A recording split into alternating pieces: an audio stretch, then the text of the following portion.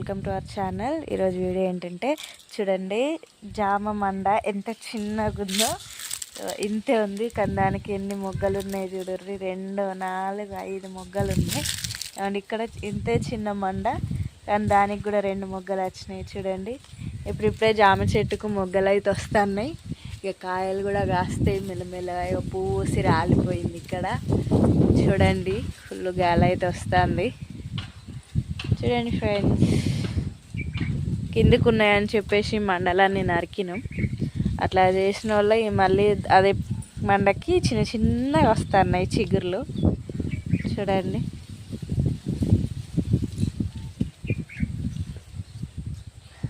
ఇంత చిన్న మండకి ఎన్ని పిందలో